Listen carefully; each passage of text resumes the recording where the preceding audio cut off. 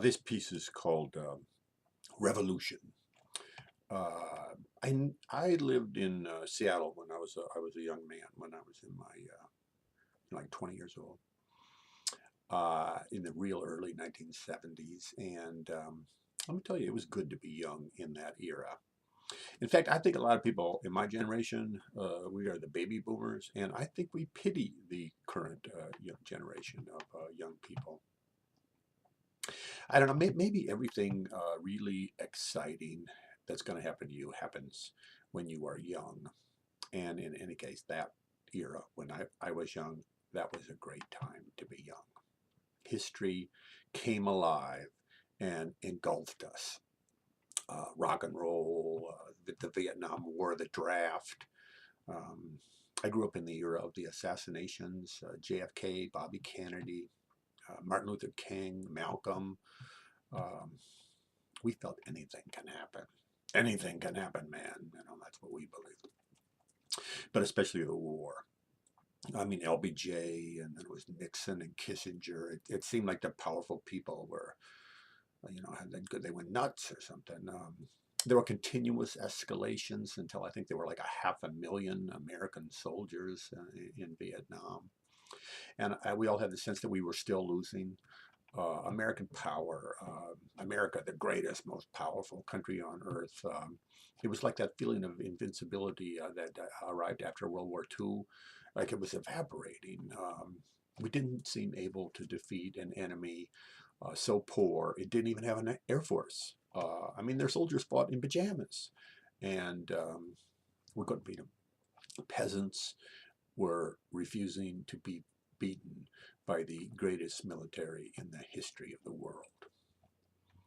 Where I lived in Seattle, every month there were protests. Monthly, there were marches against the war. I remember the first one I got involved with.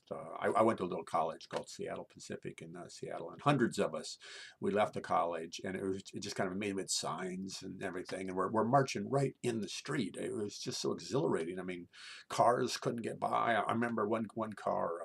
It did get by a woman. A blonde woman was leaning right out of the window of the car, screaming at us, swearing at us, "You commie fags, you cowards!" Um, we finally got downtown. There were huge contingents of people from Seattle University and the UW. I don't know, tens of thousands of people. I mean, we were right in the middle of the downtown streets, and the streets were just crammed with people. Everywhere you look, there were people.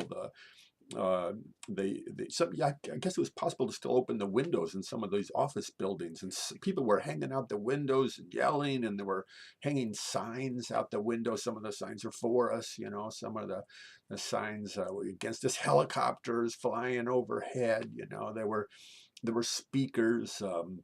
Jerry Rubin. I don't know if anybody knows Jerry Rubin was kind of an anti-war celebrity from that period. Rock music. People start thinking, take the freeway, man. We can take the freeway. I mean, people were, hundreds of people were spilling out onto the freeway. They shut down the freeway. Cops had tear gas blowing around. Man, there was a sense of revolution in the air. It's like everything was changing. The old ways were dying, and this crazy new energy was spilling out. Well, in the long run, the world did change. The war finally ended, but not before. At least 1 million Vietnamese were killed. The music changed. Goodbye, Frank Sinatra. The civil rights movement, just one of the magnificent things in American history, the civil rights movement. The sexual revolution, women's liberation, gay lib. But Reagan got elected and started attacking the unions and jacking up college tuition. The country seemed to get richer and dumber. The protests all petered out and ended. The famous rebels who made those speeches, like Jerry Rubin and Abbie Hoffman, they became forgotten celebrities. Where are they now? I have no idea.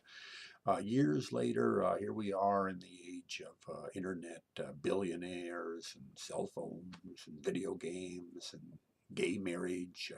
We're living in the post-feminist world, I think, the age of Obama. but we still invade and occupy countries clear across the world. We still get bogged down in expensive, apparently unwinnable wars. We changed a lot. My generation changed the world, but not as much as we hoped. So, young people, if you're listening, there's still plenty to do. Get cracking.